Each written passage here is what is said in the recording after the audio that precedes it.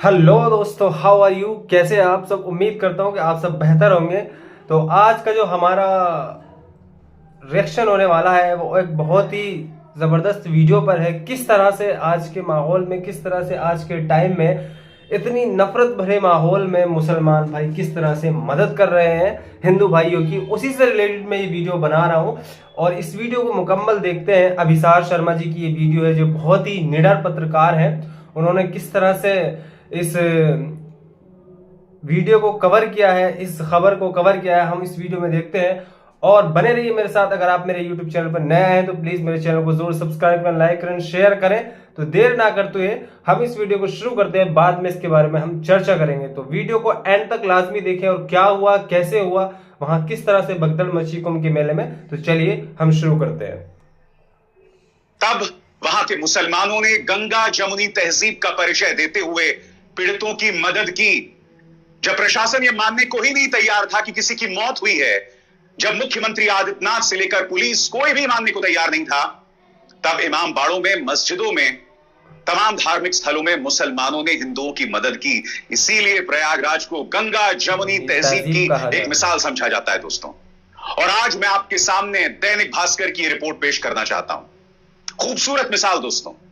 एक तरफ मुसलमानों ने गंगा जमुनी तहजीब की मिसाल दी और दूसरी तरफ आपकी स्क्रीन पर यह है बागेश्वर धाम का धीरेन्द्र शास्त्री। इसका बयान निहायत ही शर्मनाक है। यह व्यक्ति ये कहता है कि कोई बात नहीं, अगर आपकी मौत हो गई कम से कम आपको मोक्ष तो मिल गया। इस व्यक्ति को यह बताना चाहिए कि जो युवा मां मर गई अपने बच्चों को छोड़कर, क्या उसे मोक्ष मिल जाएगा? वो तो अपने सांसारिक काम भी पूरे नहीं कर पाई। निहायत ही शर्मनाक बयान। मैं इनकी चर्चा करूंगा दोस्तों, मगर सबसे पहले दोस्तों मैं मिसाल देना चाहता हूं दैनिक भास्कर की इस रिपोर्ट को। मैं बधाई देना चाहता हूं, दैनिक भास्कर के रिपोर्टर्स ने बहुत ही खूबसूरत काम किया है। दैनिक भास्कर वो मंच था दोस्तों जिन्होंने शुरू से ही लगातार बदइंतजामी पे रिपोर्टिंग की, और मुझे जो जानकारी मिल रही थी वो दैनिक भास्कर की बदौलत मिल रही थी। बाकी तमाम पत्रकार जो हैं वो हादसे के बाद जागे, वरना हादसे से पहले वो भी जय जय मोदी और जय जय योगी कर रहे थे। सबसे पहले दोस्तों देखिए दैनिक भास्कर की रिपोर्ट जो बताती है प्रयागराज की गंगा जमुनी तहजीब के बारे में, और किस तरह से मुसलमानों ने दिल खोलकर मदद की पीड़ित हिंदुओं की। खबर आपके सामने है। महाकुंभ भगदड़, मुसलमानों ने मदद की, खोली मस्जिदें, 25,000 को बिस्तर रजाई दी, भोजन कराया, बोले श्रद्धालु हमारे मेहमान।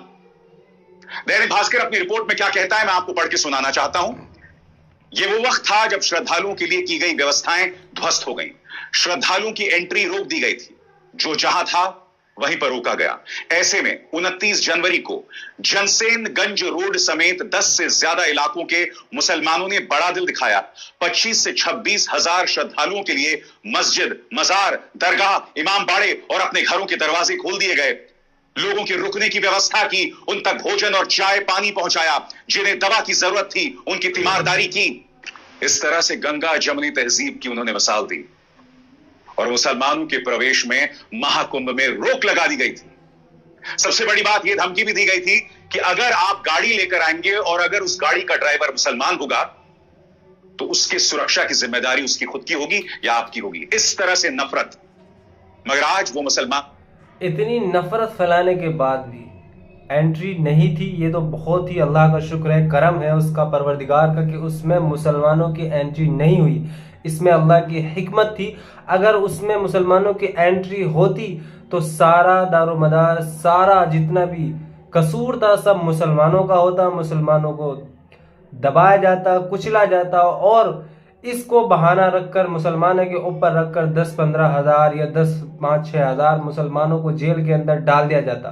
तो ये अल्लाह का करम है और एहसान है कि उसने हमें बचाया इस मुसीबत से। और उसके बाद ये क्या हुआ आप सब जानते हैं, और फिर आगे देखिए किस तरह से मुसलमानों ने मदद की। आइए चलिए वीडियो की तरफ। मदद कर रहे हैं। सबसे पहले इमाम साहब किस तरह से पानी बांट रहे हैं दोस्तों, इसका वीडियो देखते हैं। ये वसीउल्लाह साहब की मस्जिद के इमाम साहब, अमीन साहब जो है यहाँ पे पानी बांट रहे हैं।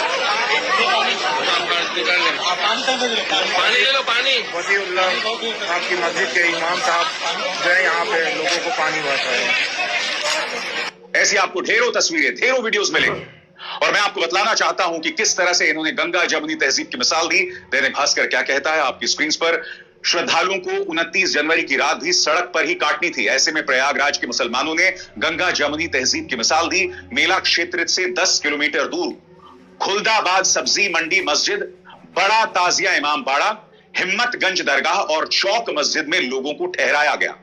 इसकी कुछ तस्वीरें और वीडियो भी सामने उभर कर आए हैं। मुस्लिम समुदाय के मोहल्ले नखास कोहना, रोशनबाग, हिम्मतगंज, खुलदाबाद, रानी मंडी, शाहगंज के लोगों ने अपने घर में श्रद्धालुओं को ठहराया, उन्हें चाय नाश्ता कराया, खाना खिलाया। इन मोहल्लों में रात में भंडारा चलाया गया, श्रद्धालुओं को हलवा पूड़ी और खाने के सामान भी बांटे गए। ये खबर पढ़ते पढ़ते मेरी आंखों में आंसू हैं दोस्तों, क्योंकि लोग कितनी कोशिश कर रहे हैं हम। बिल्कुल सही बात है। ये खबर पढ़ते पढ़ते आपकी आंखों में आंसू है, लेकिन ये खबर देख के मैं भी इमोशनल हो गया हूँ, क्योंकि ऐसी मोहब्बत, ऐसे नफरत भरे माहौल में बांटना और ऐसी मोहब्बत में ऐसे माहौल में काम आना, ये बहुत बड़ी सआदत की बात है और बहुत बड़े दिल की बात है कि एक तरफ तो रोक लगा दी जाती है और दूसरी तरफ ऐसे माहौल में बनने के बाद, ऐसी भगदड़ मचने के बाद फिर से मुसलमान अपने हिंदू भाइयों की मदद करते हैं। तो जितना इसको तोड़ोगे उतना ही ये मोहब्बत बढ़ती जाएगी। वीडियो में आगे देखते हैं। सबको बांटने की, मगर बार बार इस तरह की मिसाल सामने उभर कर आती है जब यह देश इस बात का परिचय देता है कि बांटने वाले जितना बांटें, चाहे तुम जितना चिल्लाओ, बटेंगे तो कटेंगे, मगर इस तरह की मिसाल सामने उभर कर आती रही। एक बार फिर दैनिक भास्कर को बधाई, और मैं चाहूंगा आप इस रिपोर्ट को देखिए दोस्तों। देखिए किस तरह से प्रयागराज के मुसलमानों ने हमारे हिंदुओं के लिए किस तरह से उनकी मदद की। देखिए, महाकुंभ में मची भगदड़, संगम क्षेत्र में हर तरफ बिखरा सामान, पुलिस और रेस्क्यू टीमें घायलों को अस्पताल पहुंचाने में जुट गई। ये वो वक्त था जब प्रयागराज में श्रद्धालुओं के लिए की गई व्यवस्थाएं ध्वस्त हो गई। ऐसे समय में राम की मदद को रहीम सामने आए। मुस्लिम समुदाय के लोगों ने मस्जिद, मजार, दरगाह से लेकर हिंदू भाई बहनों के लिए घरों के दरवाजे खोल दिए। रात में ही लोगों तक खाना और चाय पहुंचाई गई। जिन्हें दवा की जरूरत थी उनकी तीमारदारी भी की गई। जिस तरीके से देख रहे थे कि हर लाखों करोड़ों लोग की एक भीड़, एक जत्था चला आ रहा है, तो मुसलमान भाई को रात को लगा कि इनको बहुत तकलीफ है और पूरी तरीके से वहां पे उनके लिए दरी का इंतजाम किया गया, उनके लिए बिस्तर का इंतजाम किया, उनके लिए चाय पानी नाश्ता, उनके भंडारे का, उनके खाने का इंतजाम किया गया। पूरी तरीके से इलाहाबाद प्रयागराज के लोगों ने दिल खोलकर कुंभ में आए श्रद्धालुओं का स्वागत किया, खैर मकदम किया, इस्तकबाल किया। एक तरफ ये तस्वीर थी दोस्तों, और दूसरी तरफ ये वीडियो जो वायरल हो चुका है, जिसपे अखिलेश यादव ने भी तीखी टिप्पणी की है। आप देख सकते हैं पुलिस किस तरह से लोगों के लिए जो खाना बन रहा है, जो महाराज खाना बना रहे, उस पर मिट्टी डाल रहे। हालांकि इस पुलिस वाले को बाद में सस्पेंड कर दिया गया। एक तरफ मुसलमान जो है गंगा जमुनी तहजीब का परिचय देकर मदद कर रहे हैं, और दूसरी तरफ यहां पर देखिए मिट्टी डाली जा रही है। क्या हो रहा है साहब? इंतजार कीजिए अखिलेश यादव ने किस तरह से प्रहार किया है, और मुख्यमंत्री आदित्यनाथ के इस्तीफे की बात की है संतों के सहारे। मगर मैं एक व्यक्ति का बयान मैं आपको सुनाना चाहता हूं। यह है बागेश्वर धाम के धीरेन शास्त्री। पहले सुनिए ध्यान से कह क्या रहे हैं। कहते हैं वो लोग मरे नहीं है, उन्हें मोक्ष मिला। यह बयान है उनका। विस्तार से ध्यान से सुनिए ये सज्जन क्या कह रहे हैं। हमने कहा देश में प्रतिदिन लोग मर रहे हैं और करोड़ों लोग मर रहे हैं। कुछ दवा के बिना मर रहे हैं और कुछ स्वास्थ्य की व्यवस्था के बिना मर रहे हैं, कुछ हार्ट अटैक से मर रहे हैं। निश्चित रूप से ये जो घटना हुई है वो निंदनीय हुई है और बहुत विचित्र हुई है। एक बात बोले, ये महाप्रयाग है और मृत्यु सबकी आनी है, एक दिन मरना सबको है। पर कोई गंगा के किनारे मरेगा तो वो मरेगा नहीं, मोक्ष पाएगा। कुछ लोगों को इस बयान पर कोई आपत्ति नहीं होगी, क्योंकि हमारे धर्म में हम मोक्ष, निर्वाण, इन तमाम चीजों की बात करते हैं। मगर मैं आपसे एक सवाल पूछना चाहता हूं। कल्पना कीजिए आपके छोटे छोटे बच्चे हैं और अगर उनकी मां एक भगदड़ में मर गई, तो क्या आप उन बच्चों को यह कहेंगे कि जो मौत प्रशासनिक लापरवाही से हुई है, जो मौत भगवान की सेवा में नहीं, वो जो 50-60 लोग मर गए हैं, वो भगवान की सेवा में उनकी मौत नहीं हुई है, प्रशासनिक लापरवाही से उनकी मौत हुई है। और कोई आपको यह कहे कि साहब इनको तो मोक्ष मिल गया। मोक्ष कैसे मिलता है मुझे बताइए ना। मोक्ष आपको तब मिलता है जब आप निष्काम भाव से अपने तमाम कर्मों को करें, अपने तमाम कामों को करें। और इसमें आपके गृहस्थ काम भी हो सकते हैं, रोजमर्रा के काम भी हो सकते हैं, निष्काम भाव से। ये जो सो कॉल्ड साधु संत है, धीरेन शास्त्री जैसा, जिसे मैं अव्वल दर्जे का ढोंगी मानता हूं, इनका ये जो बयान है ना दोस्तों, निहायत ही संवेदनहीन बयान, निहायत ही संवेदनहीन बयान। मैं फिर कहना चाहता हूं, जो युवा औरत मर गई है, जो छोटी सी बच्ची मर गई इस भगदौड़ में, उसे कहां का मोक्ष मिल रहा है भाई? ये लोग सब अपनी अधूरी मनोकामनाएं के साथ जो है मर गए, और वो भी प्रशासनिक लापरवाही की वजह से। यानी कि प्रशासन के नाम पे ये लोग शहीद हो गए। इन्हें कहां से मोक्ष मिलने वाला है? क्या धीरेन्द्र शास्त्री इन सवालों का जवाब देंगे? इतना वाहियात बयान। इससे पहले इस व्यक्ति ने यह भी कहा था कि जो लोग कुंभ नहीं आएंगे, महाकुंभ नहीं आएंगे, वो देशद्रोही कहलाएंगे। अरे हमारे सैनिक सियाचिन बॉर्डर पर हैं, ठिठुरती ठंड में उन्हें देश की रक्षा करनी है, वो लोग नहीं आ पा रहे हैं, तो क्या वो भी देशद्रोही हैं? यानी कुछ भी वाहियात, कुछ भी अनर्गल, कुछ भी अंड बंड संड बोलते रहो। गजब का आदमी है यार। बहरहाल दोस्तों, अखिलेश यादव ने कहा है कि स्वामी अविमुक्तेश्वरानंद जो हैं, वो मुख्यमंत्री आदित्यनाथ के इस्तीफे की मांग कर चुके हैं। उन्होंने संसद के अंदर मुख्यमंत्री आदित्यनाथ पर करारा प्रहार किया है। सुनिए क्या कह रहे हैं अखिलेश। सरकार अपनी नाकामी छिपा रही है, और सबसे बड़ी बात है, जो अभी भी लोग फंसे हैं सड़कों पर, उनका इंतजाम करें, डीजल पेट्रोल का इंतजाम करें, उन्हें सुरक्षित पहुंचाने का इंतजाम करें। जब आपने प्रचार इतना किया तो इंतजाम क्या किया? अब तो साधु संत भी कहने लगे आप झूठे हैं। कुछ लोग खुल करके कह रहे हैं, कुछ लोग कह नहीं पा रहे हैं। सोचिए, मुख्यमंत्री को अगर साधु संत कहने लगे झूठे, और इससे ज्यादा नैतिक हार क्या हो सकती है? जिस तरह की जांच अखिलेश जी, जांच ये सरकार की जांच है, इस पे हम और विचार करेंगे। पहले सबसे पहली बात यह है कि सरकार सूची जारी करे, जो शव मिले हैं उनकी पूरी चिन्हित करे, कहां जा सकते हैं, पूरे सम्मान के साथ पहुंचाया जाए। इसके अलावा पूर्व मुख्यमंत्री अखिलेश यादव ने इस बयान में उत्तर प्रदेश सरकार को कुछ सुझाव दिए। वो सुझाव क्या है, एक एक करके आपकी स्क्रीन पर आ रहे हैं दोस्तों। सुझाव नंबर 1, भोजन पानी के लिए जगह जगह दिन रात ढाबे खोलें और भंडारों के आयोजन की अपील की जाए। प्रदेश भर से मेडिकल और पैरा मेडिकल स्टाफ को स्वयंसेवी लोगों के दोपहिया वाहनों के माध्यम से दूरस्थ इलाकों में फंसे लोगों तक पहुंचाने की व्यवस्था हो। महाकुंभ के आसपास और प्रदेश भर में मीलों तक फंसे वाहनों को पेट्रोल डीजल की आपूर्ति सुनिश्चित की जाए। दवाई की दुकानों को दिन रात खोलने की अनुमति दी जाए। लोगों को कपड़े और कंबल दिए जाएं। जहां हजारों करोड़ लोग प्रचार पर और दुर्घटना की खबरें दबाने के लिए बहाए जा रहे हैं, वहां पीड़ितों के लिए कुछ पैसे खर्च करने से सरकार पीछे क्यों हट रही है? दोस्तों, इसमें दो राय नहीं है। जब 2013 में महाकुंभ में रेलवे प्लेटफॉर्म पर एक हादसा हुआ था, स्नान स्थल पर नहीं। कहने को ये केंद्र सरकार की जिम्मेदारी थी, मगर मैं नहीं भूला, आप और हम, मैं बतौर पत्रकार, आप बतौर नागरिक, उस वक्त अखिलेश यादव से सवाल पूछ रहे थे। उस वक्त ये शख्स यानी आजम खान इंचार्ज मंत्री थे। कम से कम हमें यह पता था कि इंचार्ज कौन है। और तब मैं नहीं कहता हूं, सुनिए खुद एक साधु ने आजम खान के बारे में क्या कहा था। सुनिए, यह बयान मैं आपको पहले सुना चुका हूं, फिर से सुनिए। और बता दूं, 2012-13 का कुंभ मैंने देखा, और उस समय आजम खां मेला के प्रभारी हुआ करते थे। मेला में कोई गड़बड़ हो गई तो आजम खां संतों के सामने हाथ जोड़ के खड़े हो गए। वो दूसरे संप्रदाय के थे, वो सपा के थे, वो मुसलमान थे, लेकिन संतों के साथ उन्होंने हाथ जोड़ के माफी मांगी और उन्होंने कहा, संतों आपको कोई दुख नहीं होगी, हमसे गलती हुई, हम क्षमा चाहते हैं।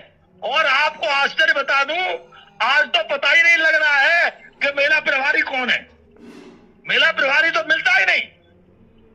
यानी कि जवाबदेही थी। आज अखिलेश यादव नेता विपक्ष होते हुए भी कुछ संवेदनशील सुझाव दे रहे हैं, मगर जो मुख्यमंत्री मौत के आंकड़ों को स्वीकार करने को तैयार नहीं थे 17 घंटों तक, क्या वो इन सुझावों को मानेंगे? ये सवाल है अपने आप में दोस्तों, और इन सवालों से नहीं बचा जा सकता। 26 फरवरी तक आयोजन होगा महाकुंभ का। इस पूरे आयोजन में 40 करोड़ श्रद्धालु आएंगे, लेकिन तैयारी हमारी होगी 100 करोड़ श्रद्धालुओं की व्यवस्था। बहरहाल, जब से यह हादसा हुआ है 29 जनवरी से मेरा दिल उदास है दोस्तों, दिल बहुत उदास है। और जब मैं इस तरह की मिसालें देखता हूं ना, कि जब एक दूसरा नागरिक आपकी मदद करे, गंगा जमुनी तहजीब की ढेरों मिसालें जब सामने उभर कर आती है ना, तो हल्का सा मरहम दिल पर जरूर लगता है। ये कहने को एक छोटी सी मिसाल है, हालांकि 25,000 लोगों को मदद पहुंचाई गई है, जैसा कि दैनिक भास्कर दावा कर रहा है। मगर मैं कहता हूं दोस्तों, अगर 10-12 लोगों को भी मदद पहुंच जाए तो क्या है? दिल से दुआएं तो निकलेंगी ना ऐसे लोगों के लिए। पुण्य ही तो आप कमाओगे ना, बगैर महाकुंभ में डुबकी लगाए जिन मुसलमानों के प्रवेश पर तुमने रोक लगा दी है। मगर देखिए बगैर वैमनस्य के वो मदद कर रहे हैं। यही तो मेरा भारत है। इसी भारत को तो ये लोग खत्म कर देना चाहते हैं, मगर तुम चाहे जितनी भी कोशिश कर लो तुम कुछ नहीं कर पाओगे। हिंदू बन के गया था नहाने, मरने के बाद मुसलमान बना दिया, दफना दिया, धर्म परिवर्तित कर दिया, फिर से बुलडोजर लगा। जी, तो आपने वीडियो को मुकम्मल देख लिया होगा और मैं भी काफ़ी इमोशनल हुआ इस वीडियो को देखने के बाद कि किस तरह से वहाँ हिंदू भाइयों को परेशानी हुई है। और हम दुआ करते हैं अल्लाह से, अल्लाह रब्बुल इज़्ज़त जितने भी हिंदू भाई परेशान हैं, जो फंसे हुए हैं, रास्तों में परेशान हाल हैं, अल्लाह रब्बुल इज़्ज़त उनकी मदद फरमाए, उनको सही सलामत अपने घर पर पहुँचाए। और ये एक प्रशासन की लापरवाही, एक व्यवस्था की लापरवाही होने की वजह से ये इतनी बड़ा हादसा हुआ और काफ़ी लोग उसमें इस दुनिया से रुखसत हो चुके हैं, काफ़ी लोग इस दुनिया से चले गए।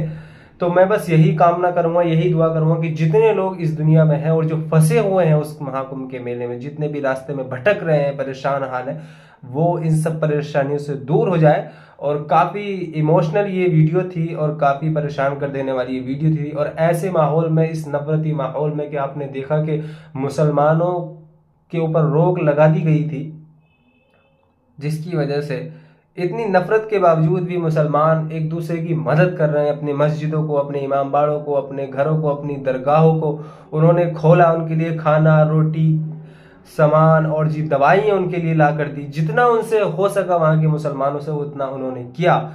और दिल बड़ा खुश हुआ इस न्यूज़ को देखकर, बड़ी हमदर्दी हुई और बड़ा खुश है। और हमें अफसोस भी है, बहुत ही ज़्यादा हमें अफसोस है और दुख है कि उन लोगों के लिए जिनको परेशानी हुई, जो इस दुनिया से चले गए, उनके लिए हमें अफसोस है।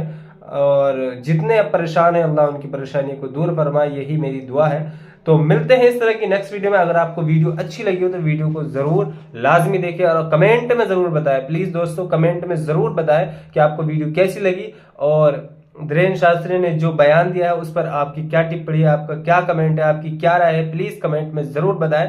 तब तक के लिए मैं आपसे विदा लेता हूँ, मिलता हूँ इसी तरह की एक और वीडियो के साथ। आप सदा खुश रहे, सलामत रहे, आबाद रहे, अपने घर वालों के साथ रहे। मिलते हैं नेक्स्ट वीडियो में, तब तक के लिए मैं आपसे विदा लेता हूँ। जय हिंद, जय भारत।